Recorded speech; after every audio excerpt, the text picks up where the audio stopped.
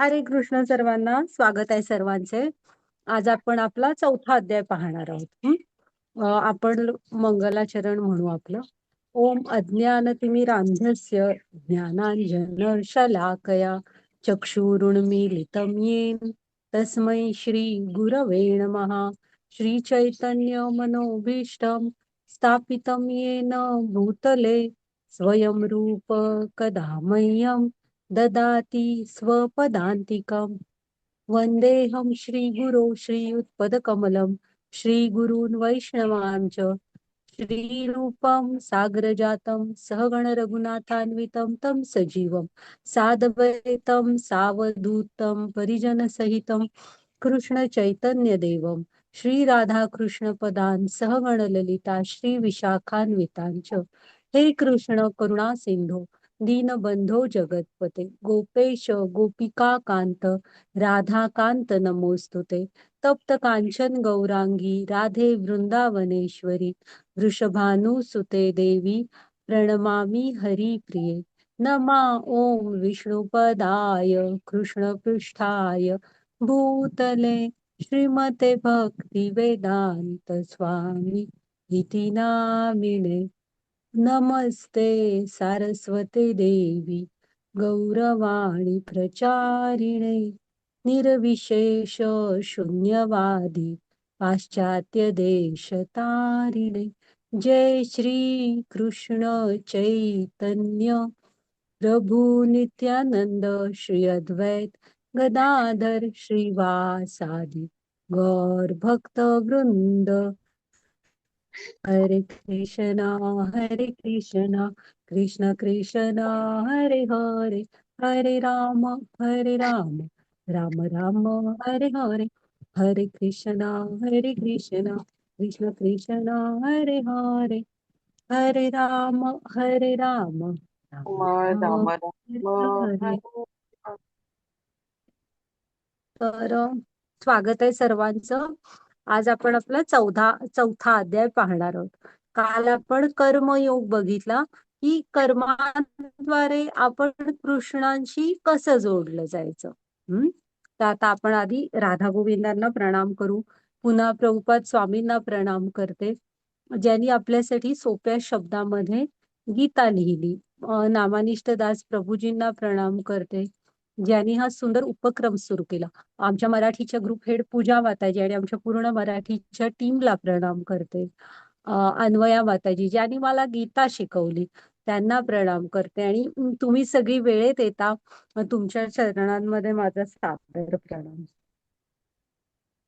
तर आहे ना, आपण कालच्या अध्यायाचा सारांश बघूया. की कृष्ण काय अर्जुनाने काय सांगितलं, एकम वद. मला ना कृष्णा एक काहीतरी सांग, मी माझ्या कर्माचा त्याग करू की कर्म करू, म्हणजे संन्यास घेऊ की कर्म करू. तर कृष्णाने काय सांगितलं की त्याला म्हणजे आपण एक चित्र बघितलेलं, मिथ्याचार आवडत नाही. म्हणजे तुम्ही आहात करताय एक आणि मनात इंद्रियांचा विचार करताय, तर ह्याला मिथ्याचार म्हणतोय कृष्ण. त्यापेक्षा तुम्ही जिथे आहात ते करत कृष्णांची सेवा केलेली अधिक श्रेष्ठ आहे. आपण भरत महाराज आणि राजा रुद्र प्रताप ह्या दोन गोष्टी बघितल्या होत्या बघा. त्याच्यानंतर कृष्णाने कर्म योगाविषयी सांगितलं. म्हणजे काय, तर आपण जी कर्म करायची आहेत ही कृष्णांना अर्पण करायची. यज्ञाची व्याख्या सांगितली की काय, ते कोणतेही कर्म जे आपण विष्णूंच्या आनंदाप्रित्यर्थ करतो. आणि आपण पावसाचं ते त्यागाचं चक्र बघितलं की कसं आहे, आपण कुठलंही त्यामध्ये ठेवू शकतो. आपलं जे विहित कर्तव्य आहे हे आपण म्हणजे कृष्ण राम विष्णू तुम्ही कोणही धरा त्यांच्याच अर्पण करून करायला हवं. नाहीतर काय सांगितलं, कर्म बंधनं लागणार. आणि ती बंधनं आपल्याला भोगण्यासाठी, म्हणजे ती फळं असतात, चांगल्या कर्मांची चांगली, वाईट कर्मांची वाईट. मग आपल्याला ना ती फळं भोगण्यासाठी पुन्हा पुन्हा पृथ्वीवर जन्म घ्यावा लागतो. असं पण होत नाही, आपण उद्याच्या अध्यायात आणि ते पाहू. असं पण होत नाही की आमच्या चांगल्या कर्मांमधून वाईट कर्म वजा करा, असंही होत नाही. चांगल्या कर्मांना पण भोगवण्यासाठी तुम्हाला जन्म घ्यावा लागेल आणि वाईट कर्मांना भोगण्यासाठी पण जन्म घ्यावा लागेल. मग होतं काय, ही शृंखला तयार होत जाते आणि आत्मा ह्यातच अडकून राहतो. हम्म. मग त्याच्यानंतर अर्जुनाच्या पारिवारिक परंपरा, ह्याचं उत्तर कृष्णाने काय दिलं, की अर्जुना तुझ्या ही चिंता तू करू नको, तू तुझ्या वागण्यामधून आदर्श प्रस्थापित कर. ओके. आणि मग त्याच्यानंतर अर्जुनाने विचारलं की सर्वात मोठा शत्रू कोण आहे. तर कृष्णाने काय सांगितलं, काम म्हणजे अनियंत्रित इच्छा, काम हा आपला सर्वात मोठा शत्रू असतो आणि तो आपण वेळीच त्याचा प्रारंभीच निग्रह करायला शिकायला हवं. मग आपण एक शरीराचा रथ बघितलेला, मनुष्याच्या शरीराचा रथ. तो लक्षात ठेवा सगळ्यांनी. तर आपण आहे ना आपल्या बुद्धीने मनाला ताब्यात ठेवायला हवं. आणि जर का तुमचं मन ताब्यात असेल तर तुमची इंद्रिय ताब्यात राहणार. हा. आणि मग ते असा तो जो शरीराचा रथ होता बघा, ते 5 घोडे उधळलेले होते, तसं न होता तो एका दिशेने तुम्हाला जसा हवा तसा योग्य ठिकाणी तुम्ही नेऊ शकाल. आणि आत्मा पण वाटते, म्हणजे आत्म्याला पण थोडा आनंद मिळेल असे काहीतरी कार्य आपण नक्कीच करू शकू. हा. माताजी घ्या पुढचे slide. आता आजचा जो अध्याय आहे ना, यामध्ये कृष्णाने जरा गीतेचा इतिहास सांगितलाय. बघा हा, कृष्णाने सांगितलंय की गीता कुठून कशी आली, ओरिजिन सांगितला, इतिहास सांगितलाय गीतेचा. बघू आपण. मग त्याच्यानंतर वर्णाश्रम व्यवस्थेविषयी सांगितलेलं आहे की वर्णाश्रम व्यवस्थेची निर्मिती का झाली आहे आणि तिचं खरं ध्येय काय आहे. पुन्हा मग काय आहे, कर्मयोग आहे. हा. मग त्याच्यानंतर एक मिनिट, हा स्क्रीन गेलाय. हा. त्यागामुळे दिव्य ज्ञान प्राप्त होते. म्हणजे आपल्याला आहे ना ज्ञान प्राप्त करण्यासाठी गुरूंकडे जावं लागतं. हा. आणि पारंपरिक ज्ञानाचा सारांश हे इथे कृष्णाने सांगितलेलं आहे की आपल्याला ज्ञान ग्रहण करण्यासाठी योग्य गुरूंकडे जावं लागणार, त्यांची सेवा करावी लागणार आणि नम्र होऊन प्रश्न विचाराय बघूया आपण ते. तर ह्या याच्यात आपल्याला गीतेविषयी थोडं ज्ञान मिळतं. घ्या माताजी पुढची स्लाईड. घ्या पुढची स्लाईड. तर ही गीता कुठून आली, ह्या हे इथे सांगितलंय की भगवद्गीतेचा इतिहास. वाचा माताजी.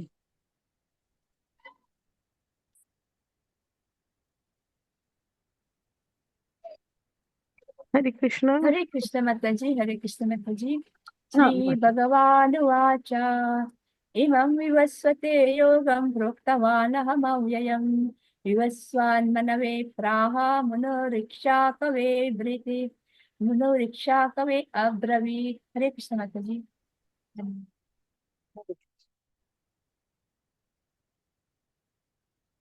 माताजी.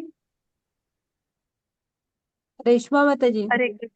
मी म्यूट त्याच्यासाठी वाचते. हरे कृष्ण. भगवान श्रीकृष्ण म्हणाले, मी योगाचे हे अविनाशी शास्त्र सूर्यदेव दिवसमान यांना दिले होते आणि दिवसमानने ते मानव जातीचे पिता म्हणून यांना सांगितले होते आणि म्हणून ते ईश्वासूला सांगितले होते. हरे कृष्ण. हा. आता आहे ना इथे कृष्ण म्हणजे आपल्याला नीट माहिती हवी की आपण काय शिकतोय किंवा कुठल्या, जसं गुरु शिष्य परंपरेची दिली पहिल्या अध्यायात, अर्जुनाला गीतेचा इतिहास सांगतायत. हा. तर काय आहे, ही पहिल्यांदा कृष्णाने काय सांगितली, कुणाला सांगितली ती, तर सूर्यदेव विवस्वान यांना. मी योगाचे हे अविनाशी शास्त्र, म्हणजे योग म्हणजे काय, कृष्णांशी जोडलं जाणं. तुम्ही दुसऱ्या कोणाशी जोडलं जाणं ह्याला योग म्हणत नाहीत, फक्त कृष्णांशी. आवाज येत नाही काय माताजी व्यवस्थित? येतोय माताजी, क्लिअर. माताजी येतोय व्यवस्थित माताजी, येतोय. येतो ना. जरा माताजी तुम्ही लिव्ह होऊन परत जॉईन करून बघा. तर आहे ना हे योगाचं अविनाशी शास्त्र, म्हणजे गीता ही तुम्हाला कृष्णांशी जोडणार. अविनाशी म्हटलंय बघा, ती सनातन आहे. हा. ती काळाने बांधली गेलेली नाही, ती आध्यात्मिक जगातली वाणी आहे कृष्णांची. ती काल होती, आजही आहे आणि उद्याही असणार आहे. तर ही जी आहे ना सूर्यदेव विवस्वान यांना पहिल्यांदा सांगितली गेली. हा, मग हे जे सूर्यदेव ही पदवी आहे, तेव्हा सूर्यदेव कोण होते? विवस्वान होते. हा, त्यांचं नाव विवस्वान होतं. त्यांना पहिल्यांदा कृष्णाने सांगितली. मग त्याच्यानंतर त्यांनी कोणाला सांगितली? मानव जातीचे पिता मनु. मनु म्हणजे मनुष्यांची म्हणजे मनुचे पुत्र ते मानव असं आहे ते. त्यामुळे मनूंना त्यांनी सांगितली. त्याच्यानंतर मनूनी ती सूर्यकुलातले राजा इक्ष्वाकुला सांगितली.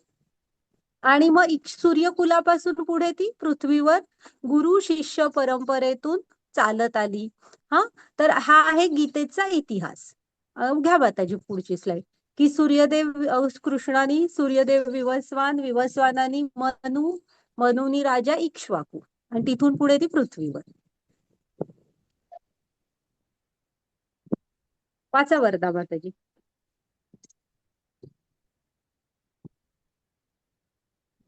कृष्ण माताजी. एवं प्राप्तम् इमं जादशयो विदुः सकाले नेह महता योगेन परन्तप. हरे कृष्ण माताजी. हरे कृष्ण. याप्रमाणे हे परमश्रेष्ठ विज्ञान गुरु शिष्य परंपरेद्वारे प्राप्त करण्यात आले आणि राजर्षीने ते त्याच पद्धतीने जाणून घेतले. पण काळाच्या ओघामध्ये ही परंपरा खंडित झाली आणि म्हणून हे विज्ञान आपल्या यथार्थ रूपात लुप्त झाल्याप्रमाणे दिसते. हरे कृष्ण. हा, मग हे ना परमश्रेष्ठ विज्ञान म्हणतायत बघा कृष्ण त्याला. हे गुरु शिष्य परंपरेद्वारे असंच पुढे पुढे येत होतं. पण काळाच्या ओघात ही परंपरा कृष्णांना खंडित झाल्यासारखी वाटते, की कुठेतरी ते त्याच्या ओरिजिनल रूपामध्ये नाही, आता खंड झालाय. म्हणून कृष्ण आता अर्जुनाचं निमित्त करून पुन्हा एकदा गीता सांगतायत. हा, माताजी घ्या पुढची स्लाइड. आणि राजर्षीनी ते कृष्ण काय म्हणतायत बघा, की राजर्षीनी ती त्याच पद्धतीने जाणून घेतली. म्हणजे आपण पण आहे ना, ही जी गीता आहे ही गुरु शिष्य परंपरेतून शिकायला हवी. तर आहे ना, हे ज्ञान आपल्या हृदयामध्ये प्रकट होणार. तू मार्केटमध्ये खूप गीता अवेलेबल असतात, कायच्या काय त्याचे हे लावलेले आहेत, म्हणजे काय म्हणू आपण, तात्पर्य लिहिलेली असतात, ज्याच्यामध्ये एक एकदा तर कधी कृष्णाचा पण उल्लेख केलेला नसतो, अशा पण गीता सापडतील. तर हे ज्ञान आहे ना, तुम्हाला कृष्णांशी जोडू नाही शकणार. आपल्या हृदयात हे ज्ञान प्रकट व्हायचं असेल, आत्माला परमात्म्याशी जोडायचं असेल, तर आपल्याला शुद्ध गुरु शिष्य परंपरेतून शिकावं लागणार. मग ह्या ना कृष्णाने स्थापन केलेल्या, म्हणजे कृष्णाने स्वतः स्थापन केलेल्या ह्या 4 गुरु शिष्य परंपरा आहेत. तुम्हाला जे आवडेल त्या गुरु शिष्य परंपरातून तुम्ही शिकू शकता. ह्या 4 अधिकृत परंपरा आहेत. हा, आणि आपली ब्रह्ममध्व गौडीय धारा येते. म्हणजे बघा, आता तुम्हाला कुठलाही शैक्षणिक कोर्स करायचा आहे, डॉक्टर MBBS वगैरे व्हायचंय किंवा इंजिनियर व्हायचंय, तर आपण काय करणार? गव्हर्नमेंट रेकग्नाइज अशी युनिव्हर्सिटी असते, त्याच युनिव्हर्सिटीतनं डिग्री घ्यायचा प्रयत्न करणार ना, कारण ती अधिकृत आहे. ती तरच तुम्ही ती डिग्री वापरून, ते ज्ञान वापरून पुढे प्रॅक्टिस वगैरे करू शकाल. हा, ज्याला गव्हर्नमेंटचं रेकग्निशन नाहीये, आपण नाही जात त्या अशा संस्थांकडे. हा, तसं इथे ह्या ज्या 4 परंपरा आहेत ना, ह्या कृष्णाने स्थापन केलेल्या आहेत आणि ह्या शुद्ध ज्ञान पुढे देतात. म्हणजे मनाचं त्यात काय नसतं, जे गुरुनी शिकवलं ते, जे शास्त्रात लिहिलंय ते. आता पहिली होती, हे ज्ञान कृष्णाने ब्रह्मांना दिलं. मग ब्रह्मानी ते ब्रह्माचार्य त्यांचे म्हणजे त्यातले हे झाले प्रमुख आचार्य. तर हा ब्रह्म संप्रदाय. हे ज्ञान लक्ष्मीला दिलं तो श्री संप्रदाय, आणि त्यांचे मुख्य आचार्य रामानुजाचार्य. मग शिवजींना दिलं त्यांचा रुद्र संप्रदाय, आणि ते विष्णू स्वामी हे त्यांचे प्रमुख आचार्य. आणि 4 कुमारांना दिलं, म्हणजे सनत, सनातन, सनंदन आणि सनत कुमार. हा, ह्या 4 कुमारांना दिलं त्यांचा कुमार संप्रदाय, आणि त्यांचे मुख्य आचार्य निंबकाचार्य होते ना. तर ह्या 4 गुरु शिष्य परंपरेतून तुम्ही कोणाकडूनही गीता शिकू शकता. घ्या माताजी पुढची स्लाइड.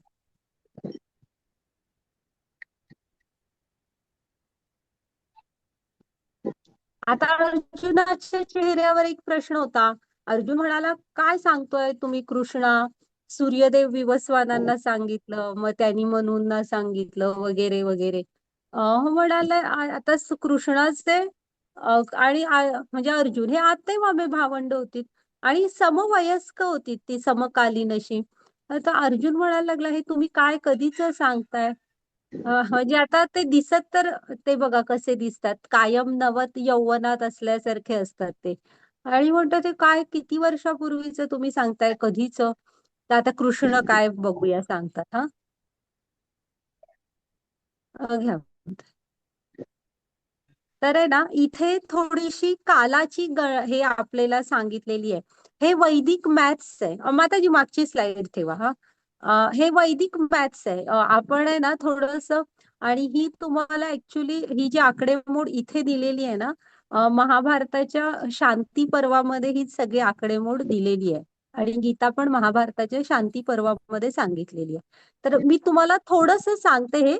तुम्ही जेव्हा पीडीएफ येतील ना, आहेत पीडीएफ येतात ग्रुपवर, तुम्ही थोडस हे करा, हे कॅल्क्युलेटर घ्या आणि अवश्य कॅल्क्युलेट करायचं बघा. काळाविषयी पण गीता सांगते ना आपल्याला. तर खालून सुरू करूया आपण. हा बघा की 4,32,000 वर्षांचं एक कलियुग असतं. मग त्या 4,32,000ची दुप्पट, एवढ्या 8,64,000 एवढ्या वर्षांचं एक दिव्य युग असतं, सॉरी एक द्वापार युग असतं. हा मग 4,32,000ची तिप्पट एवढ्या वर्षांचं त्रेतायुग असतं. आणि 4,32,000ची चौपट एवढ्या वर्षांचं सत्ययुग असतं. मग ह्या 4 युगांना मिळून काय म्हणतात? एक दिव्य युग म्हणतात. ह्या 4 जणांना मिळून दिव्य युग असं म्हणतात. हा ते इथचं किती होतं माहित आहे? हे 4.32 मिलियन इयर्स एवढी वर्ष होतात. मग त्या अशा 71 दिव्य युगांची मिळून हा 306.72 दशलक्ष वर्षे होतो काळ. आणि त्याला एक मन्वंतर म्हणतात. मग असं 14 मन्वंतर. हा आणि 15 संध्या, म्हणजे हा मन्वंतरा एवढाच टाइम असतो. 14 मन्वंतर आणि 15 संध्या.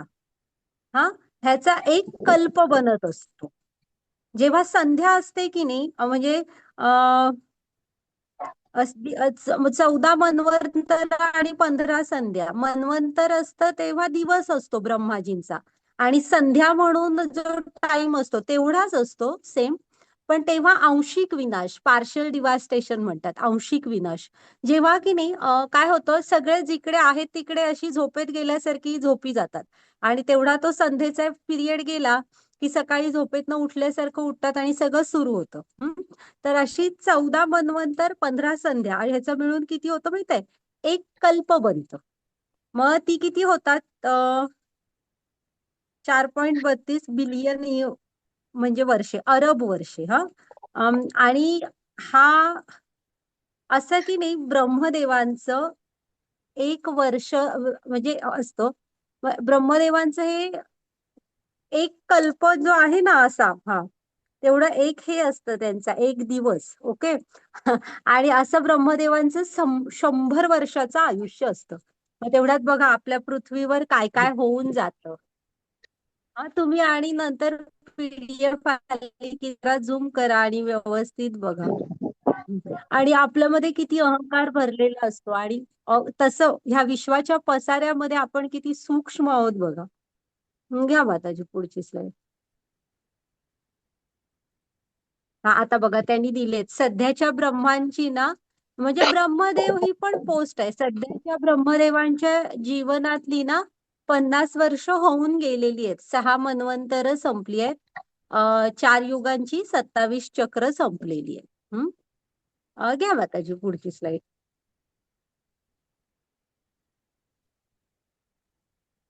आता मनूंचं हे जीवन दिलेलं आहे. म्हणजे ते त्यांनी कॅल्क्युलेट करून दाखवलेलं आहे की विवस्वानानी मनूला गीता साधारण 120 दशलक्ष वर्षापूर्वी सांग हा सॉरी, गीता 100 वर्षापूर्वी कृष्णानी ह्यांना सांगितली, सूर्यदेव विवस्वानांना. हा, म्हणजे मनूच्या पूर्वी असं जर का आपण मान्य केलं तर मनूचं जीवन होऊन 120 दशलक्ष पूर्ण झाली आहेत वर्ष. हा, त्यामुळे 120 दशलक्ष वर्षापूर्वी सूर्यदेव विवस्वानांना गीता सांगितली गेली आहे. मग घ्या माताजी पुढची स्लाइड.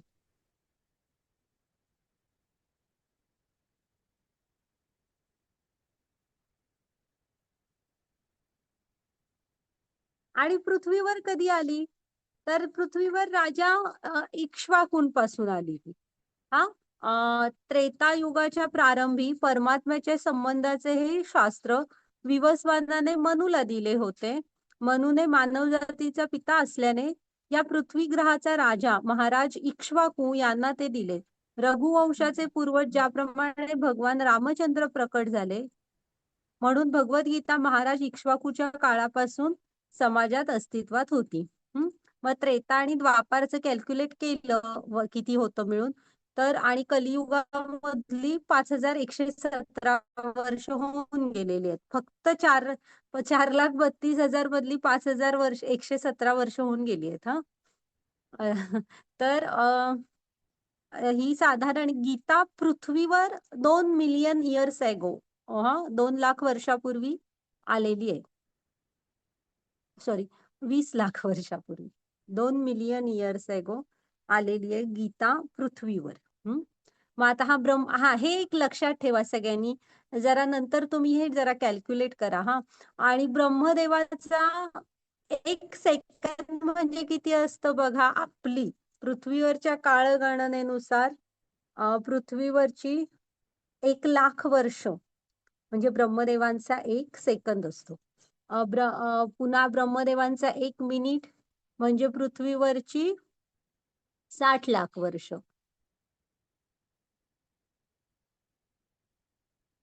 मग त्याच्यानंतर 3,60,00,000 वर्ष म्हणजे 1 तास. आणि मग आता ते 8,64,00,00,000 वर्ष म्हणजे ब्रह्मदेवांचा 1 दिवस असतो. आणि जेवढा दिवस तेवढीच रात्र. आणि असे ब्रह्मदेवांचं 100 वर्षाचं आयुष्य असतं. मग बघा, मी म्हंटल ना मगाशी, आपल्याला इथे आपण त्यांच्या ह्याने किती सूक्ष्म असे आहोत. त्यांचे 1 सेकंद होईपर्यंत पृथ्वीवर किती उलतापालत होऊन जात असते. घ्या माताजी पुढची स्लाइड.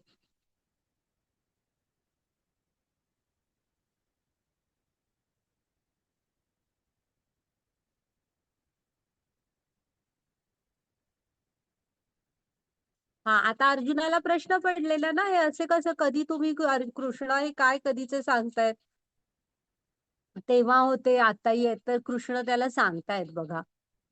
की कसे कृष्ण अवतार घेत असतात ते. माताजी वाचा. हरे कृष्ण माताजी. अजोऽपि संययात्मा भूतानामीश्वरोऽपि सन् प्रकृतिं स्वामधिष्ठाय संभवाम्यात्ममायया. हरे कृष्ण माताजी. हरे कृष्णा. मी जरी अजन्म आहे आणि माझ्या दिव्य शरीराचा कधीच नाश होत नाही, आणि मी जरी सर्व प्राणी मात्रांचा ईश्वर आहे, तरी प्रत्येक उपयोगात मी माझ्या मूळ रूपात अवतीर्ण होत असते. हरे कृष्ण. बघा, कृष्ण काय सांगतायत, ते अजन्म आहेत आणि त्यांच्या दिव्य शरीराचा कधीही नाश होत नाही. म्हणजे ते असे नेहमी जसे आता दिसतात ना समोर, तसे एकदम तरुण सुंदर तसेच दिसतात ते नेहमी. आणि ते अजन्म आहेत. आपण ही कृष्णांविषयीच ना ज्ञान हे तत्वतः जाणायला हवं आपण. तर हे पहिलं की ते अजन्म आहेत, म्हणजे ते जन्म घेत नाहीत. जन्म आणि मृत्यू हा आपलेला आहे. आपण जन्म घेतो आणि मृत्यू पण ठरलेला असतो प्रत्येकाचा. कृष्ण हे अवतार घेत असतात आणि त्यांचं लीला झाल्या पूर्ण की ते त्यांच्या स्वधामात निघून जातात. त्यांना जन्म आणि मृत्यू नाही. ते राम म्हणून आले, त्यांचं कार्य झालं, तेव्हा ते त्यांच्या धामात निघून गेले. आपलं तसं नसतं. त्यामुळे कृष्ण हे अजन्म आहेत. त्याच्यानंतर ते जरी सर्व प्राणीमात्रांचा ईश्वर, आणि ते सर्व प्राणीमात्रांचा ईश्वर आहेत. आणि प्रत्येक युगात मी माझ्या मूळ दिव्य रूपात अवतीर्ण होतो. म्हणजे प्रत्येक युगात ते स्वतः अवतार घेत असतात. मग आता का घेतात अवतार? आणि इथे हे ह्याच्या कृष्णांचा म्हणजे देवकी आणि वसुदेव दाखवलेत. कृष्णांचा जन्म झाला ना ते म्हणजे जन्म म्हणजे कृष्ण अवतार घेतात. आता आपल्याला ती सवय झाली आणि तेव्हाच दाखवलंय. पहिल्यांदा ना ते वसुदेवांच्या हृदयामध्ये आले, तिथून त्यांच्या मनात, मग देवकीच्या हृदयात आणि तिथून मग समोर प्रकट झाले. प्रकट काय झाले होते बघा, चतुर्भुज नारायण रूपात प्रकट झाले होते. मग ते देवकी आणि वसुदेव सांगतात म्हणून शिशुरूप धरतात. हं? घ्या बरं. आणि तेव्हाची वर्णनं पण आपण वाचायला हवी. की कसे सगळे देवी देवता स्तुती करायला आले होते, पुष्पवृष्टी करत होते. आणि आपण डोळे उघडे ठेवून शास्त्र शिकायला हवीत हा. की आपल्या भारतात तर पावलोपावली तुम्हाला भगवंत, मी भगवंत आहे, मी भगवंत आहे म्हणणारी माणसं दिसतील. जेव्हा भगवंत अवतार घेतात ना, तेव्हा पृथ्वीवर खूप सुंदर वातावरण म्हणजे क्लायमेट असं वसंत ऋतू असल्यासारखं असं सगळं उत्साही वगैरे असतं. आणि देवी देवता स्वतः त्यांना प्रार्थना अर्पण वगैरे करायला येतात. आणि ते जन्म घेत नाहीत, ते म्हणजे अवतार घेतात आणि ते त्यांचं काम झालं की त्यांच्या स्वधामात निघून जातात. आता बघा हा, कधी येतात? आता प्रत्येक युगात येतात, पण कधी येतात? माताजी वाचा. हरे कृष्ण माताजी. यदा यदा हि धर्मस्य ग्लानिर्भवति भारत अभ्युत्थानमधर्मस्य तदात्मानं सृजाम्यहम्. हरे कृष्ण माताजी. हरे कृष्णा. जेव्हा जेव्हा आणि जेथे जेथे धर्मचरणाचा ऱ्हास होतो आणि अधर्माचे वर्चस्व होते त्यावेळी हे भारता मी स्वतः अवतीर्ण होतो. हरे कृष्णा. बघा हा, की जेव्हा आणि जिथे धर्माचरणाचा ऱ्हास होतो ना आणि अधर्म वाढायला लागतो, तेव्हा ते स्वतः अवतीर्ण होतात. हा, म्हणजे जे धर्माचरणाचा ऱ्हास म्हणजे काय, की माणसांना धर्म आचरण अवघड व्हायला लागतं. कोणतरी अधर्माचा हे करणारे, पुरस्कार करणाऱ्यांचं प्राबल्य, त्यांची ताकद वाढायला लागते, तेव्हा भगवान स्वतः अवतार घेतात आणि सगळं व्यवस्थित करतात. हे इथं आहे ना स्लाइड मध्ये जो प्रसंग आहे ना, तो ह्याच्यातला आहे बघा. वसुदेवांचं लग्न झालेलं असतं देवकी बरोबर. हा, आणि ते देवकीचा चुलत भाऊ असतो कंस. आणि लग्न झाल्यावर आहे ना नवरा नवरीला सोडायला रथात बसवून तिच्या म्हणजे सासरी हा म्हणजे हा कंस असतो ना, तो स्वतः तो रथ हाकायला बसलेला असतो. एवढं प्रेम. हा, आणि तोपर्यंत की नाही हे होते आकाशवाणी की मूर्ख कंसा, ह्याच देवकीच्या पोटी तुला मारणारा म्हणजे हिचा 8वा पुत्र च्या हातून तुझा मृत्यू होईल. ती आकाशवाणी होते रे होते तोपर्यंत लगेच हा स्वतःची तलवार काढतो आणि देवकीला मारायला धावतो. मग तेव्हाच ना भागवतम मधलं वसुदेवानी खूप छान त्याला सांगितलेलं आहे तत्वज्ञान. चांगलं आहे ते. हा, तो संवाद चांगला आहे. वसुदेव किती ज्ञानी होते ते कळतं. मग वसुदेव शेवटी सांगतात की म्हणजे हिचे जे म्हणजे ते तेव्हा तिला काहीतरी करून शेवटी प्राण तर वाचवायचा असतो. मग सांगतात की ती जी मुलं होतील ती मी तुझ्याकडे आणून देतो. आणि त्याचा वसुदेवांच्या वाणीवर खूप विश्वास असतो. म्हणजे ते खूप सदाचारी चांगले असतात ना. मग तेव्हा तो सोडून देतो. मग ही असुरांशी मैत्री बघा हा, एका क्षणापूर्वी तर हा तो रथ हाकत होता आणि एक हे झाल्यावर फक्त आकाशवाणी झाली, अजून मुलं जन्मायची होती आणि त्यातनं पण 8 नंबरचं मूल असतं. ते काहीही विचार न करता लगेच तलवार घेऊन धावायला मारायला धावतो तिला. घ्या मला म्हणजे एवढं हे पण अधर्माचरण कसं वाढलं होतं तेव्हा हे बघायचं. माताजी घ्या पुढची स्लाइड. आणि येऊन काय करतात बघा, ते काय करतात येऊन. हरे कृष्ण माताजी. परित्राणाय साधूनां विनाशाय च दुष्कृतां धर्म संस्थापनार्थाय संभवामि युगे युगे. हरे कृष्ण. हरे कृष्णा. भक्तांचा उद्धार करण्याकरता आणि दुष्टांचा विनाश करण्याकरता तसेच धर्माची पुनर्स्थापना करण्याकरता मी स्वतः युगायुगात प्रकट होतो. हरे कृष्णा. हा. तर आहे ना काय काय कारण सांगितली आहेत बघा. सगळ्यात पहिलं कारण हे बघा, हे म्हणजे धर्माची स्थापना वगैरे हे सगळं कृष्णाने मनात आणलं त्यांच्या धामात बसून, तरी ते होऊ शकतं. त्यासाठी काही कृष्णांना प्रत्यक्षात फुल गरज नाहीये. कारण ही सगळी प्रकृती माया वगैरे हे सगळी त्यांच्या अंडर काम करत असतात. पण ते येतात का ते लक्षात घ्या. आपल्याला ते लक्षात घ्यायचंय. भक्तांचा उद्धार करण्याकरता भगवंतांचे जे प्रामाणिक भक्त ज्यांना आपण संत म्हणतो, ते म्हणजे खूप कित्येक वर्ष कृष्णांची भक्ती करून वाट पाहत असतात की कधीतरी आपल्याला कृष्ण दर्शन देतील, कृष्ण भेटतील. तर अशा भक्तांना आनंद देण्याकरता येतात. दुष्टांचा विनाश आणि धर्माची स्थापना हे भगवंत त्यांच्या धामात बसूनही करू शकतात. आणि त्यामुळे त्यांनी ते नंतर सांगितलेलं आहे की दुष्टांचा विनाश आणि धर्माची स्थापना. पण पहिल्यांदा ते का येतात, तर त्यांच्या भक्तांना आनंद देण्यासाठी. जेव्हा राम म्हणून आले तेव्हा बघा की 14 वर्षाच्या वनवासात गेले, किंवा आधी लहान असताना विश्वामित्रांबरोबर जातात बघा, तेव्हा सुद्धा दोन्ही वेळा वनातल्या ऋषींना जे त्यांची आयुष्यभर त्यांची म्हणजे भक्ती करत वाट बघत असतात, त्या सगळ्यांना स्वतः भेटून आनंद देतात. शबरीकडे जातात. म्हणजे शबरी मातेच्या ना गुरुनी त्यांना सांगितलं होतं की शबरी, मी भगवंतांकडे म्हणजे मला भगवंतांकडे जावं लागतंय, म्हणजे त्यांचा मृत्यू होतो तेव्हा. पण तू म्हणतात की अशीच भक्ती ह्याच उत्साहाने करत राहा, एक दिवस तुला शोधत शोधत भगवंत तुला दर्शन देण्यासाठी येतील.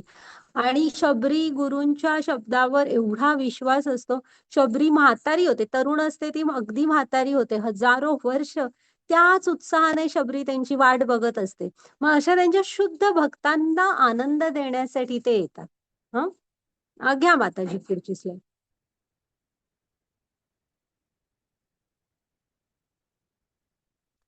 हरे कृष्ण माताजी. हो. जन्म कर्म च मे दिव्यम् एवं यो वेत्ति तत्त्वतः त्यक्त्वा देहं पुनर्जन्म नैति मामेति सो अर्जुनः. हरे कृष्ण माताजी. हरे कृष्ण. जो माझ्या जन्माचे आणि कर्माचे दिव्य स्वरूप जाणतो, तो देहत्याग केल्यानंतर या भौतिक जगतात पुन्हा जन्म घेत नाही.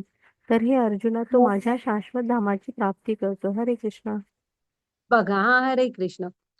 तर हा श्लोक पण आपण कलियुगातली माणसं आहोत. आपण अगदी विचार करतो ना, हे करून मला काय फायदा, असं आपलं असतंच. म्हणजे आता आपले भक्ती योगातले अध्याय सुरू होतील तेव्हा आपण आणि डिटेल बघू की किती व्यवहारी झालोय आपण. तर आता इथे पण म्हणू शकतो ना की आपल्याला काय आता इथे बसून गीता शिकण्याचा किंवा भक्ती करण्याचा काय फायदा आहे, ह्यांची भगवंतांची या कथा चरित्र ऐकण्याचा. तर बघा की हे जे भगवंतांचे त्यांचे जन्म आणि त्यांनी इथे येऊन ज्या ज्या लीला केल्या, हे सगळं त्यांचं ही जी कर्म केली हे वाचणं, ऐकणं, ह्याचं दिव्य स्वरूप जो जाणतो, म्हणजे तुम्ही ते वरिष्ठांकडून व्यवस्थित ऐकलात वगैरे, तर ना त्याचं फळ बघा काय, की देह त्याग केल्यानंतर या भौतिक जगात तो पुन्हा जन्म घेत नाही. म्हणजे आपण त्यासाठी तुम्हाला काय करायला पाहिजे, हे जन्म आणि कर्माचं दिव्य स्वरूप जाणायला हवं. ह्या तुम्ही ऐकायला हव्यात कथा त्यांच्या, आणि तत्वतः जाणायला पाहिजे की कृष्ण काय आहेत, आपण कोण आहोत, आपण त्यांच्याशी कसे, म्हणजे आत्मा कसा त्यांचा अंश आहे, हे तत्वतः जाणलं आणि ह्या कथा ऐकल्या ना, तर आपल्याला आपोआप ह्या भौतिक जगातून मुक्ती मिळते. आणि भगवंतांच्या शाश्वत धामाची प्राप्ती होते. म्हणजे किती मोठं फळ आहे बघा ते. आणि ह्या सगळ्याचा विचार न करता जर का तुम्ही ऐकण्याचा आनंद घेतला, तर अद्भुत आनंद देणाऱ्या सगळ्या ह्या लीला आहेत. तर ही शेजारी ना दामोदर लीला आहे. कार्तिक महिन्याला दामोदर मास पण म्हणतात ना. तर कार्तिक महिन्यामध्ये ना भगवंतांना आपण दीपदान करतो कृष्णाला.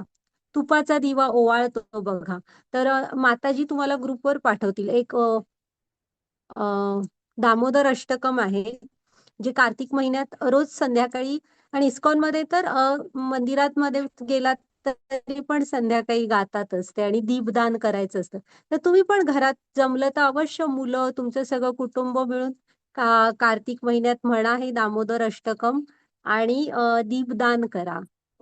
आणि ही कथा खूप छान आहे. आता ही दामोदर लीला एवढी प्रसिद्ध काय, तर हे जे म्हणजे दिवाळीचा दिवस असतो. सकाळी यशोदा उठते आणि म्हणते की आता आज मी कृष्णाला स्वतःच्या हाताने हे तयार करून देणार, म्हणजे दही घुसळून लोणी काढून देऊया. आणि ती सकाळी उठून त्यासाठी आटपून सगळं बसते. तोपर्यंत कृष्ण तसे लहानच असतात, ते उठतात आणि ते रडायला लागतात. म्हणून ते दही घुसळायचे थांबते आणि ती कृष्णांना घेते. मग दूध पाजत असते. तोपर्यंत जरा चुलीवर ठेवलेलं दूध उतू जात असतं. मग त्याला खाली ठेवते आणि ते दुधाचं पातेलं खाली घ्यायला जाते चुलीवरून. ते बघून कृष्णांना खूप राग येतो आणि रडायला लागतात. म्हणजे आता लहान मूल दूध पिताना मध्येच आईने खाली ठेवलं. आणि ते काय करतात, उठून चांगलं ते दह्याचं जे भांड असतं ते सगळं उलटून टाकतात. आणि सगळं जमिनीवर सांडून वगैरे रिकामं होतात. आई येते, मैया येते आणि ते सगळं बघते, सगळीकडे पडलेलं ते बघून. आता दिवाळी दिवशी सकाळ सकाळी बघितल्यावर कोणाचं पण डोकं फिरणारच ना. आणि मग मैया छडी घेऊन मागे लागते. मग हे पुढे ती मागे, हे पुढे ती मागे अशी जात असतात. हा, आणि शेवटी नंद महाराज हे गोकुळचे राजे असतात आणि त्यांची पत्नी असते. ती काय अशी धावत वगैरे नसते कधी, शेवटी राणी असते ना. आणि मग हे बघत असतात की भक्त आपल्या मागे धावतोय आणि थोडासा दमतोय. शेवटी बघून मग आई खूपच दमलेली आहे बघतात आणि तिला सापडतात. हा, मग ही लीला त्याच्यासाठी प्रसिद्ध आहे की तुम्ही पूर्ण सगळं चरित्र बघा, राम कृष्ण विष्णू यांचं. भगवंतांना कोणही बांधू नाही शकलेलं. फक्त माता यशोदा ह्या एकमेव आहेत अशा की ज्यांनी भगवंतांना बांधलं. मग त्या उखळाला बांधून घालतात, पण ती दोरी पण पुरतच नसते, किती वेळ जातो, पण मग शेवटी एकदा असं बांधतात. बांधल्यावर त्या काय आतमध्ये त्यांचे काम करायला जातात. आणि मग तुम्हाला माहित आहे ना की ते उखळ दोन झाडांच्या मध्ये अडकवतात आणि कृष्ण ती दोरी तोडतात. आणि तेव्हा ते अर्जुन वृक्ष जे दोन असतात ना, ते दारातले नंद महाराजांच्या, ते खाली पडतात. आणि त्यातनं कुबेरांचे दोन मुलगे हे होतात, प्रकट होतात. म्हणजे त्यांना मुक्ती मिळते.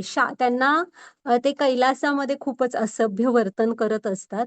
मग ते बघून नारद मुनींना खूप राग येतो की म्हणजे कुबेरांची मुलं म्हणजे पैशाचा इतका काय असतो अभिमान किंवा अहंकार की कैलास सारख्या पवित्र भूमीमध्ये असं काम करता. म्हणून शाप देतात की तुम्ही नंद महाराजांच्या म्हणजे दारात अर्जुन वृक्ष बनून राहाल आणि कृष्ण जेव्हा अवतार घेतील तेव्हा तुम्हाला मुक्ती मिळेल. पण एक होतं की त्या म्हणजे गुरूंच्या शाप सुद्धा किंवा गुरूंचा राग सुद्धा चांगलंच करून जातो, त्यांना भगवंतांचं दर्शन होतं. आणि मग ते प्रणाम वगैरे करतात आणि जातात, अशी ती कथा आहे. तर त्या कथा आली ना लक्षात, ती महत्वाची काय, तर आपलं यशोदेशी हे यशोदा ही अशी एकमेव भक्त आहे की जिने भगवंतांना बांधून घातलं. आणि तुम्ही वरिष्ठ भक्तांकडून डिटेल ऐका, भागवतमच्या 10व्या स्कंदातली कथा ही खूप छान वाटतात ऐकायला, अतिशय रम्य अशा कथा आहेत ह्या. आणि हे जे बंधन होतं ते त्या दोरीचं बंधन नव्हतं. हे भगवंत मागे वळून वळून बघत असतात, भक्त दमतोय धावतोय, तर हे प्रेमाचं बंधन होतं. ते एक भजन पण आहे बघा, क्योंकि प्रेम के बंधन में मोहन बंध गए. तर हे प्रेमाचं बंधन होतं. आणि बघा, अवश्य दामोदर अष्टकम म्हणायला शिका, खूप छान आहे, आनंद मिळतो. घ्या माताजी पुढची स्लाइड. तर हे कृष्णाला जाणून घ्यायचे. हा, मी काय म्हणत होते, आनंद तर आपल्याला मिळतोच आणि बाकी काय मिळतं त्या श्लोकात कृष्णाने सांगितलेलं. आता आपल्यात आणि कृष्णामध्ये फरक काय आहे पहा. की आपलं जे शरीर आहे ना, आपण दुसऱ्याव्या अध्यायापासून बघतोय की का आपण कृष्ण आपल्याला जाणवू शकत नाहीत, का प्रत्येकाच्या हृदयात आहेत तरी आपल्याला जाणवत नाहीत वगैरे. तर आपल्यामध्ये आणि त्यांच्यामध्ये फरक आहे की आपलं जे शरीर आहे ना, हे पंचमहाभूतांनी बनलेलं आहे. ते त्यांनी तिथं भगवंतांचा आध्यात्मिक आहे. ते काळाने बांधलेलं नाहीये, ते तरुण म्हातार वगैरे असं होत नाही, ते कायमच आहे तसं, ते आध्यात्मिक आहे.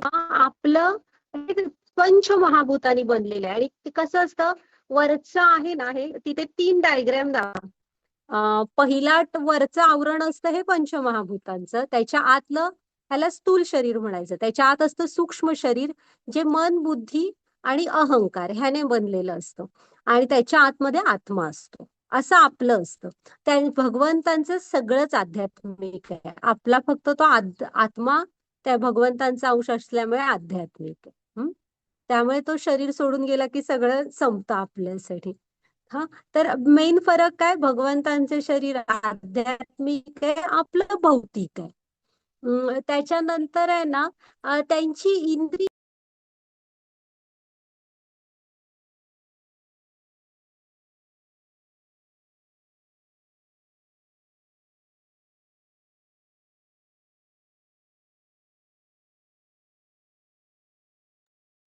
हरे कृष्ण माताजी, ऐकू येत नाही माताजी.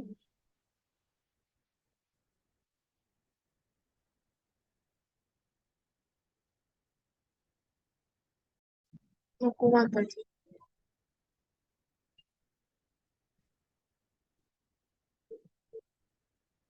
येते माताजी, मला ऐकू.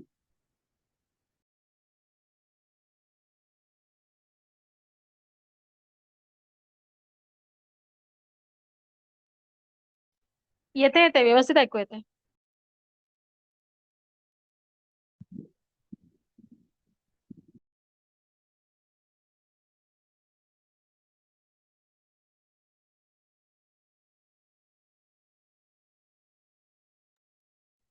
काहीच आवाज येत नाहीये. हरे कृष्णा.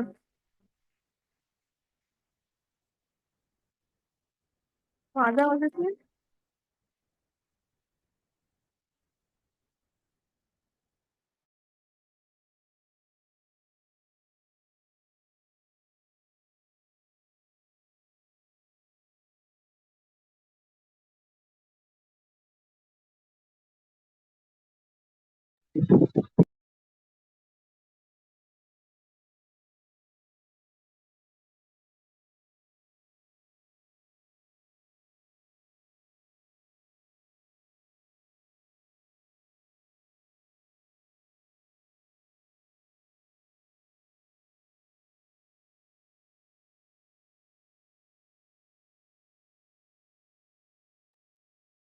हरे कृष्णा.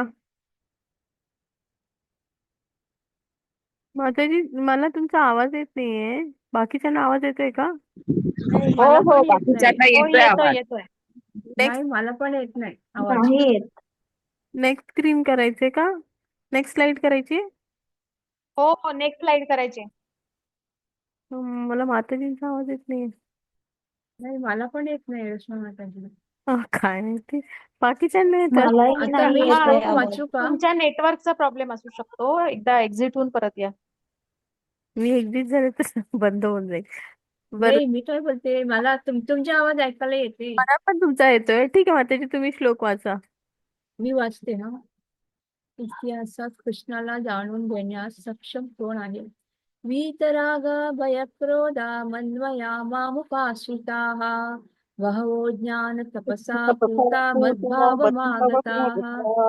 हरे ये कृष्ण माताजी. यथा प्रपद्यन्ते ताव तथैव चाम्यहम् मम हरे कृष्ण सेवा वर्तमान माताजी. वर्तन्ते मनुष्याः पार्थ सर्वशः.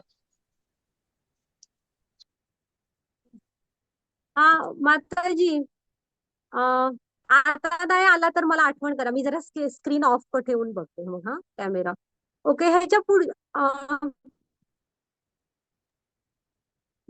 ही पुढची स्लाइड आहे ना, मगाशी बघत होतो त्याच्या. मी श्लोक झाले वीतराग भयक्रोध. हे मागच्या वाचून माताजी. आता हे हा, हे ठेवा, हे ठेवा. वाचू का? हा, एक मिनिट. ती जी आपली होती ना, शरीरातला फरक भगवंतांची आणि आपला, त्याच्यानंतरची कुठली आहे? हा, ह्याच्या पुढची घ्या. हा, थांबा थांबा. हा, तर इतिहासात कृष्ण, हा माताजींनी वाचले ना ते श्लोक, मग ठीक आहे. तर आपल्याला भगवंतांना जाणून घेण्यास कोण सक्षम आहे ते कृष्णाने इथं सांगितलंय बघा. वित, राग, भय, क्रोध, की तुम्हाला आसक्ती, भीती आणि क्रोध ह्यापासून मुक्त व्हायला हवं, तर आपण कृष्णांकडे जाऊ शकू. हा तो मार्ग आहे. तुम्ही आसक्ती, भय आणि क्रोध हळूहळू आपण बघू. हा, तर ह्यापासून जेव्हा आपण मुक्त होऊ तेव्हा आपण कृष्णांकडे जाऊ. आणि ये यथा माम प्रपद्यते, आता पुढे त्याचे ट्रान्सलेशन आहे ते वाचू आपण. इथे ही गोष्ट जी आहे ना ही शिशुपालाची आहे. बघूया माताजी, ह्याचं ट्रान्सलेशन वाचा, पुढे घ्या. हरे कृष्णा. आसक्ती, भय आणि क्रोध यातून मुक्त झालेले, पूर्णपणे माझ्या स्थित झालेले, मतपरायण आणि माझ्या आश्रित असलेले गतकाळातील अनेक मनुष्य माझ्या ज्ञानामुळे शुद्ध झाले आहेत आणि त्या सर्वांना माझ्या दिव्य प्रेमाची प्राप्ती झाली आहे. जे ज्या भावाने मला शरण येतात त्याला अनुरूप असे फळ मी त्यांना देतो. हे पार्थ, सर्वजण माझ्या मार्गाचे सर्व प्रकारे अनुसरण करतात. हरे कृष्णा. हा, तर ना हे श्लोक दोन्ही लक्षात ठेवा. हा, म्हणजे हे सगळेच ऍक्च्युली आता आपण बघितले, थोडं वाचा ते. आणि तुम्ही नोट्स काढत असाल तर हे सगळे श्लोकांचे नंबर लिहून ठेवा, महत्वाचे श्लोक आहेत बघा. हा, तर कृष्णांकडे जायचं असेल ना तर तुम्हाला आसक्ती, भय आणि क्रोध ह्यातनं मुक्त, म्हणजे मी माझं वगैरे ह्याच्या पलीकडे आता लगेच नाही होणार. ते शिकू आपण गीता, हळूहळू तुम्हाला ती दृष्टी येईल का म्हणतायत कृष्ण असं. तर ह्याच्यातनं जे मुक्त होतात आणि पूर्णपणे कृष्णांमध्ये स्थित होतात अशी लोक कृष्णांकडे जाऊ शकतात. हा, म्हणजे असे मनुष्य माझ्या ज्ञानामुळे शुद्ध झाले आहेत आणि त्या सर्वांना माझ्या दिव्य प्रेमाची प्राप्ती झाली आहे. मग कोण आहे याचं उदाहरण?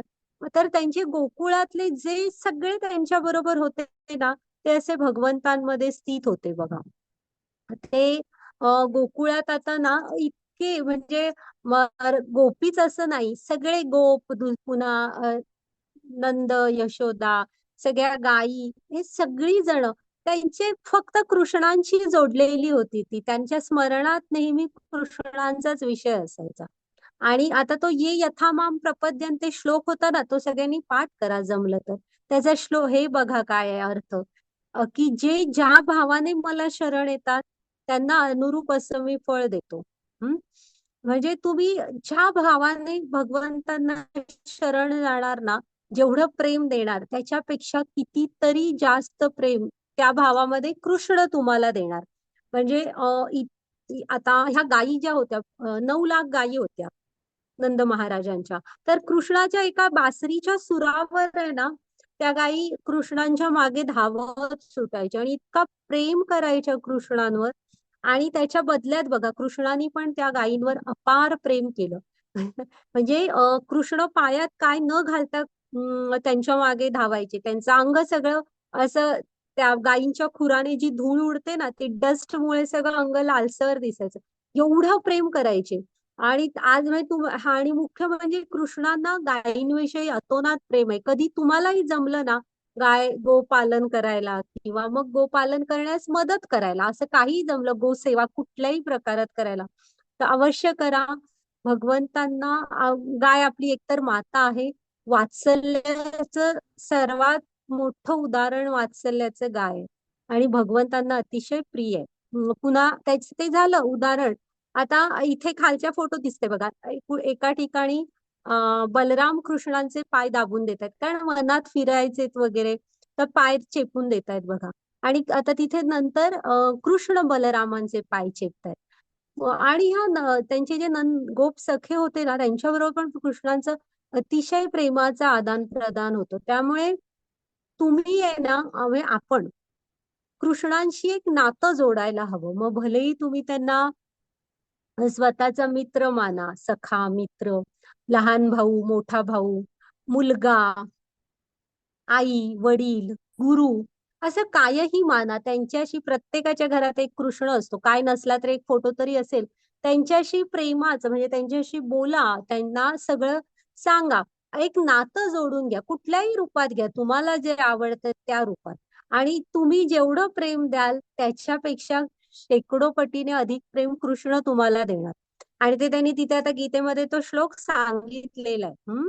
आणि समजा आता हे आपण ही उदाहरणं बघितली. आणि मागे एक शिशुपालाचं पण होतं. शिशुपाल, कंस, रावण ह्यांनी पण भगवंतांचं स्मरण केलं, आपल्यापेक्षा जास्त केलं असेल, दिवसरात्र केलं. पण कशा भावात केलं? शत्रूच्या भावामध्ये केलं. त्यामुळे कृष्ण त्यांना काळ म्हणून भेटले. म्हणजे तुम्ही ज्या भावात त्यांना भेटणार त्याच भावात कृष्ण आपल्याला परत भेटणार. हा, आणि गीता हे अनुभवायचं शास्त्र आहे, हे करून बघायचं. माताजी घ्या पुढची स्लाईड.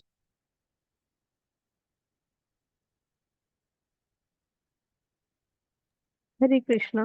म्हणून मनुष्य या जगात सकाम कर्मामध्ये सिद्धीची इच्छा करतात आणि म्हणून ते देवतांची आराधना करतात. अर्थात मनुष्यांना या जगात सकाम कर्मापासून त्वरित फलप्राप्ती होते. हरे कृष्ण. आता ना आपण कसं आहे ही कृष्णांची भक्ती बघितली, देवतांची उपासना असते ना, त्यामध्ये आपण कसं जातो भगवंतांकडे जाण्याऐवजी जर का वेगवेगळ्या देवी देवतांची केलात तरी पण कृष्ण म्हणतायत की ठीक आहे की आपल्याला त्यांच्याकडून फलांची प्राप्ती होत असते. पण कसं आहे ना, जेव्हा आपण भगवंतांची भक्ती करतो तेव्हा आपले नियम कसा आहे, तुम्हाला जे हवंय ते कृष्ण देतील असं काही नाही. कृष्ण हे स्वतंत्र आहेत. ते जे तुमच्यासाठी अंतिम हितकारक श्रेयस्कर आहे असं देणार.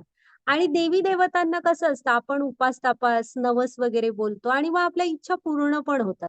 तर ते कसं आहे, गिव्ह अँड टेक असल्यासारखं आहे. आपण त्यांना काहीतरी देतो, त्याच्या बदल्यात त्यांना पण थोडी बंधनं असतात, त्यामुळे ते द्यावं लागतं. म्हणजे सिंपल उदाहरण घ्या, आपण आपल्या शेजाऱ्यांना कधी कधी ताटात किंवा डब्यात घालून घरात केलेला एखादा चांगला पदार्थ वगैरे देतोच ना आपण आपल्या. मग ते आपलं भांड रिकामं परत देत नाही, ते पण काहीतरी घालूनच देतात ना. तसं आहे ही उपासना पद्धत. पण भगवंतांच्या मात्र भक्तीमध्ये भगवंत तुमच्यासाठी जे श्रेयस्कर आहे ते देणार.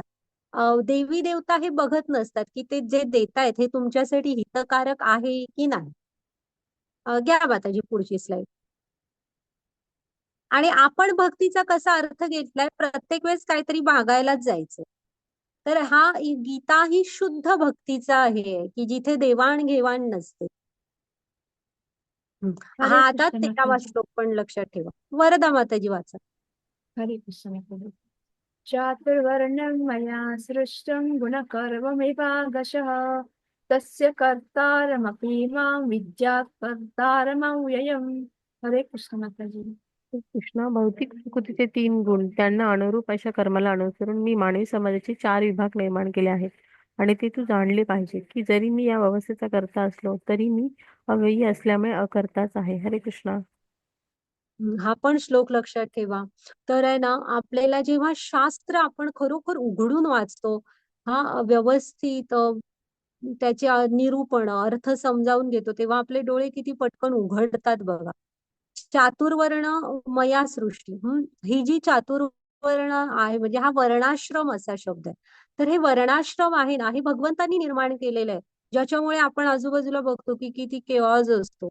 तर तो मुळात कसा आहे बघा, की भगवंतानी ना सत्व रज आणि तम ह्या 3 गुणांना अनुसरून ते केलेलं आहे. हा, मग कुठले असतात बघा, की ब्राह्मण, क्षत्रिय, वैश्य आणि शूद्र हे ते 4 वर्ण आहेत. हा, मग आपण ते जन्माने केले. म्हणजे काळाच्या ओघात आता कसं असतं, परंपरा जशाच्या तशा राहत नाहीत. पण ओरिजिनल श्लोक काय आहे बघा, की चातुर्वर्ण मया सृष्ट गुण कर्म विभागशः. कृष्णाने ती जन्मानी केलेली नाहीये. तर गुण, तुमच्यामधला गुण ओळखा की तुम्हाला काय करायला आवडतं, तुमची नॅचरल कल कुठं आहे, काय करायला आपल्याला आवडतंय ते बघा. आणि गुण शोधा, स्वतःतले गुण, आणि त्यानुसार कर्म करा. म्हणजे तुम्ही ब्राह्मण बना, वैश्य बना, क्षत्रिय बना, शूद्र बना, काही बना, पण ते तुमच्यातले गुण आणि कर्म ह्याप्रमाणे तुमचं तुम्ही ठरवायचंय. जन्माने होत नसतं हे. हा, जी कृष्णाने केलेली हे आहे रचना, त्याच्यामध्ये गुण कर्म विभागशः आहे. हा तो तिथेच आहे बघा पुढे शब्द. आणि मग अशा वर्णाश्रम व्यवस्थेचे कर्ते कोण आहेत? कृष्ण आहेत. हा, तरी पण ते अकर्ते आहेत. का अकर्ते आहेत? तर त्यांनी एखादा राजा असतो जो एक सिस्टीम लावतो, जे त्याच्या राज्याच्या शेवटच्या टोकापर्यंतच्या लोकांपर्यंत जो माणूस असतो तिथपर्यंत त्याच्या सगळ्या म्हणजे आरोग्य, प्रशासन अशा सगळ्या सोयी सुविधा पोहोचतात. हा, मग त्याच्यामध्ये काय त्या माणसाने काहीतरी हे झालं, म्हणजे त्याच्याकडनं काहीतरी चूक झाली आणि मग त्याला काहीतरी प्रॉब्लेम झाला, तर ह्याला तो राजा जबाबदार नसतो. त्याने काहीतरी चूक केली आणि त्याला काहीतरी प्रॉब्लेम झाला. हा, तर त्यामुळे भगवंतानी ही सृष्टी रचना केलेली आहे, पण ते अकर्तायत, म्हणजे त्यांनी ती जोडून दिलेली आहे आणि एक मर्यादित स्वातंत्र्य पण दिलेलं आहे. आणि ते ज्याच्या त्याच्या हाती आहे कर्तव्याचे माप. आपण कर्म करतो त्यामुळे आपल्यालाच ती भोगायची आहे. भगवंतानी फक्त एक रचना करून दिलेली आहे. ते तुमच्यामध्ये ढवळाढवळ करत नाहीत. आजपर्यंत जाणवलं काय तुम्ही काय करताना की कृष्णाने मला थांबवलं? त्यांनी एक मर्यादित स्वातंत्र्य पण आपल्याला दिलेलं आहे. आणि मुख्य म्हणजे जशी ही गुणकर्म विभागशा आहे 18व्या अध्यायात ह्याचे गुण दिलेत. कुठल्या आश्रमामध्ये वर्णामध्ये येण्यासाठी तुम्हाला कुठले गुण हवे. हा, मग ते तसंच ना, हा शब्द काय बघा, हा गुणकर्म विभागशा आहे की तुम्ही कायही घ्या, तुम्हाला जे आवडतं त्याप्रमाणे शोधा आणि त्याप्रमाणे कर्म करा. हे एक झालं. आणि नुसतं वर्ण असं नाहीये, वर्णाश्रम. तर तुम्ही कुठल्याही वर्णामध्ये राहा, जीवनाची पहिली 25 वर्ष ब्रह्मचर्य धरा, अभ्यास करा. जे म्हणजे 25 म्हणजे सुरुवातीचा काळ तरी अगदी लक्ष देऊन उमेदीचा काळ असतो. तुम्ही ज्ञान मिळवा वेगवेगळ्या क्षेत्रातलं, उत्साही राहा आणि वेगवेगळं ज्ञान मिळवा, मोठी मोठी स्वप्न बघा, ती पूर्ण करायचा प्रयत्न करा. तर त्याच्यानंतर जर का गृहस्थाश्रम स्वीकारणार असाल तर ते तुम्ही ठरवा आणि मग स्वीकारा. जी गृहस्थाश्रम स्वीकारतात त्यांनी त्याच्या जबाबदाऱ्या पण स्वीकारायच्या असतात. मग तुमच्या पत्नीच्या येणार, पतीच्या येणार, त्याच्या घरातल्यांच्या येणार, अशा गृहस्थाश्रम मुलांच्या येणार, ह्या जबाबदाऱ्या असतात. ते तयार असाल तर तो स्वीकारा.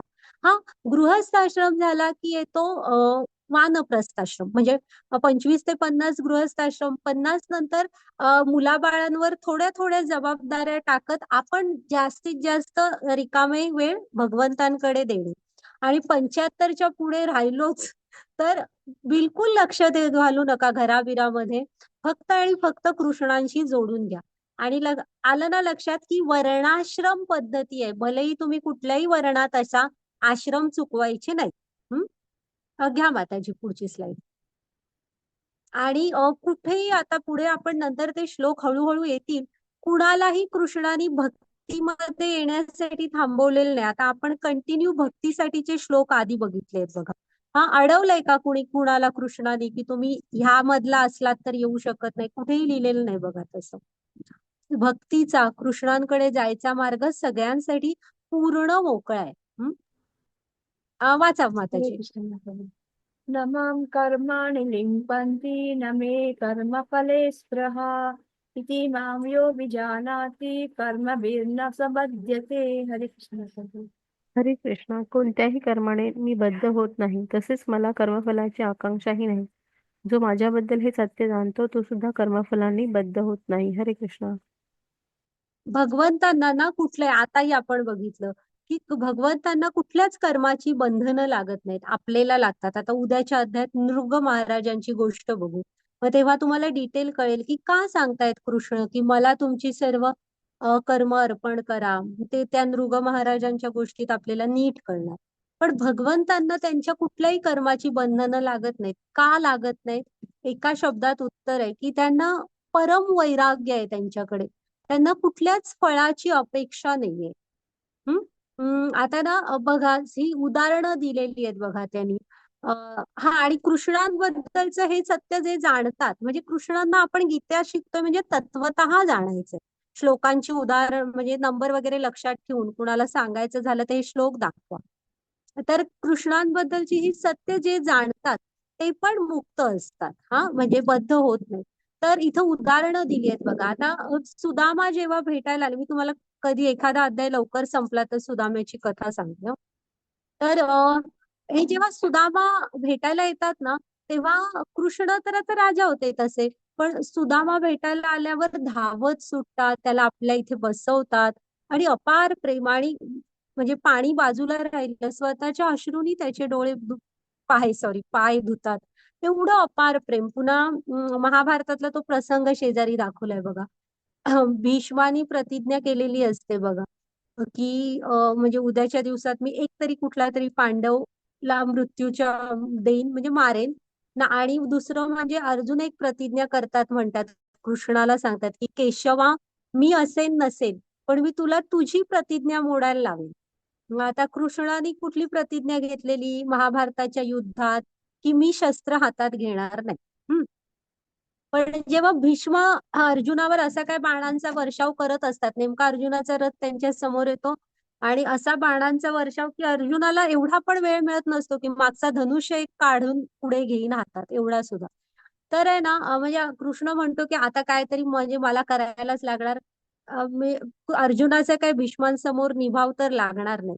शेवटी रथातनं खाली उडी मारतात आणि एक चाक साईडला पडलेलं उचलून घेतात आणि भीष्मांवर धावून जातात.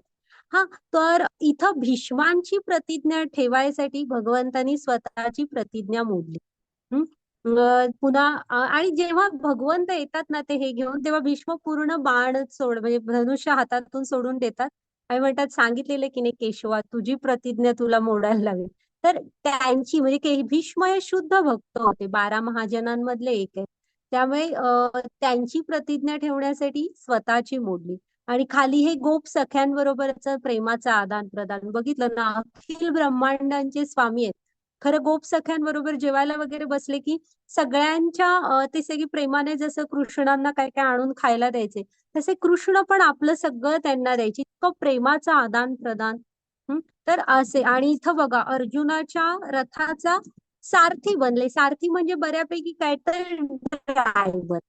हा, मग भगवंतांनीच भक्तासाठी ती पण सेवा घेतली. तर असे आहेत भगवंत, आणि त्यामुळे त्यांच्याकडे परम वैराग्य आहे, त्यामुळे कुठल्याही कर्माने बद्ध होत नाही ते. महामाताजी पुढची स्लाइड घ्या.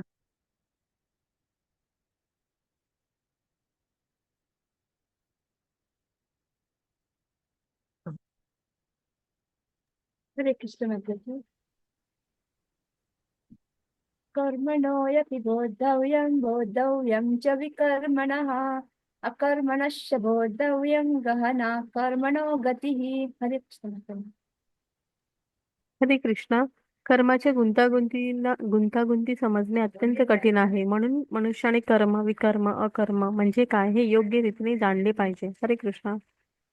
बघा हा, कृष्ण काय सांगतायत की कर्माची गुंतागुंत समजणं अत्यंत कठीण आहे.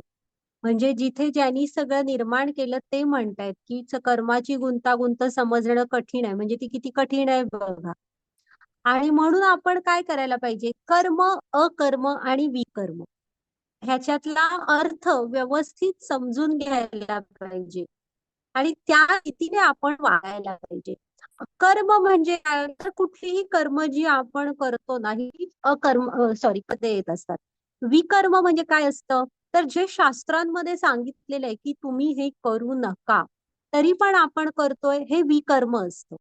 हा, मग त्याची त्याची तशी तशी फळं आपल्याला मिळतात.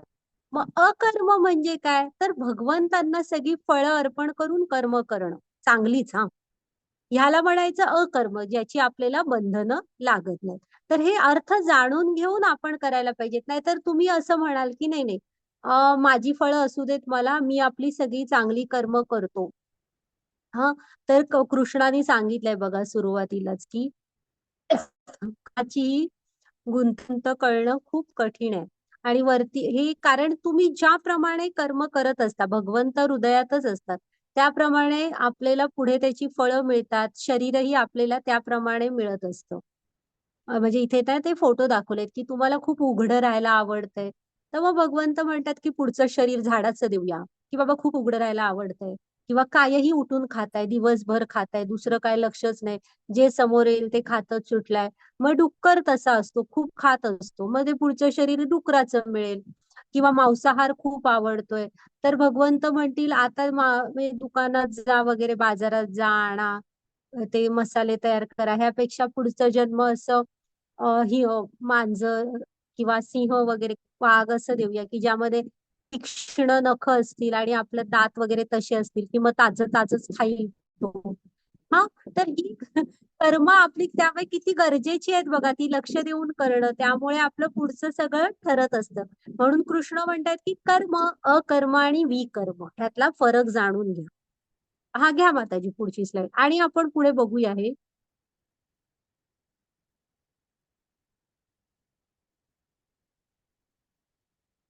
हा आहे बघा. हा, हरे. हा वाचा माताजी. विकर्मी वेदांचे पालन करत नाहीत. खालच्या प्रजातीमध्ये पतन होण्याचा धोका. साधू संतांना ते अमान्य आहे. मानव जीवनाच्या मूळ उद्देशाचा प्रभाव होतो. पराभव होतो. कर्मी वेदांचे पालन करतात, धार्मिक स्वर्ग प्राप्त करतात, देवांचे शरीर अखेरीस मृत्यू लोकाकडे परत. अकर्मी कृष्णाच्या भक्ती सेवेच्या व्यासपीठावर आले आहेत. फलदायी क्रिया म्हणजे पुनर्जन्म ते जाणतात. हरे कृष्ण. हा, मग विकर्मी म्हणजे काय? शास्त्रांमध्ये लिहिलेलं आहे की तुम्ही करू नका. आता जसं मांसाहार, अवैध स्त्री संग, म्हणजे करू नका म्हणून लिहिलंय ते करणार्थी. मग ठीक आहे, त्याप्रमाणे मग तुम्हाला पुढचं शरीर मिळेल आणि अधःपतन होतं. म्हणजे हे झालं विकर्म. कर्म म्हणजे काय? ही कर्मी कुणाला म्हणतात? जी चांगली कर्म करतात. हा, दान धर्म, वेगवेगळ्या पूजा अर्चा, यज्ञ, पण ते का करत असतात? पुण्यासाठी, स्वर्ग मिळायसाठी. मग हे 9व्या अध्यायात कृष्णाने सांगितलेलं आहे की ती पुण्य क्षीण झाली की आपल्याला पुन्हा इकडे यावं लागतं पृथ्वीवर. आणि अकर्म म्हणजे काय असतं? तर भगवंतांच्या सेवेत कर्म करणं, म्हणजे त्यांना फळं अर्पण करून, ज्याची आपल्याला फळं लागत नाहीत आणि आपण हे जीवन मृत्यूच्या चक्रातून मुक्त होतो. तर हा तो फरक आहे. घ्या माताजी. त्यामुळे आपण असंच बघायला हवं की आपण अकर्म, कृष्ण भावनाभावित कर्म असं त्याला म्हणतात. ते करण्याकडे आपला कल हवा. वाचा माताजी. हरे कृष्ण माताजी. तद्विद्धि प्रणिपातेन परिप्रश्नेन सेवया उपदेक्ष्यन्ति ते ज्ञानं ज्ञानिनस्तत्त्वदर्शिनः. हरे कृष्ण माताजी. हरे कृष्ण. आध्यात्मिक गुरूंकडे जाऊन तत्व जाणण्याचा प्रयत्न कर. नम्रपणे त्यांना प्रश्न विचार आणि त्यांची सेवा कर. आत्मसाक्षात्कारी व्यक्ती तुला ज्ञान प्रदान करू शकतात, कारण त्यांनी तत्व जाणलेले असते. हरे कृष्ण.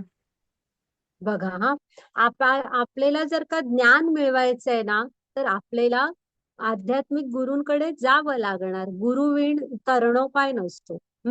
आणि जेव्हा कृष्णानी, रामानी त्यांच्या आचरणातून दाखवून दिलेलं आहे की रामांचे गुरु कोण होते? वसिष्ठ. त्यांच्या गुरुकुलामध्ये राम गेले.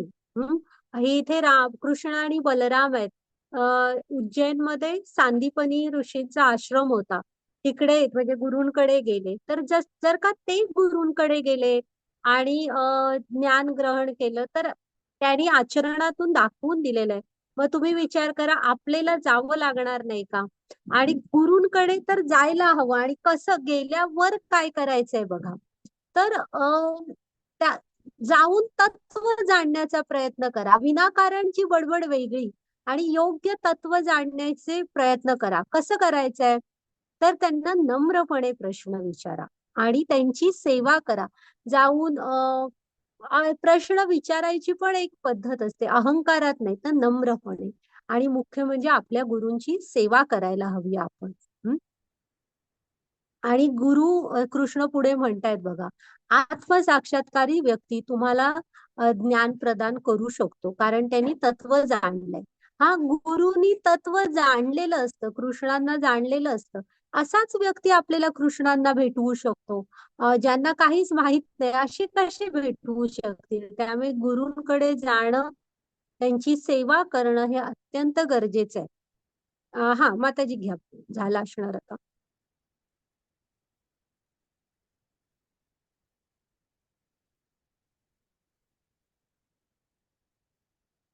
तर झाला आपला आजचा अध्याय.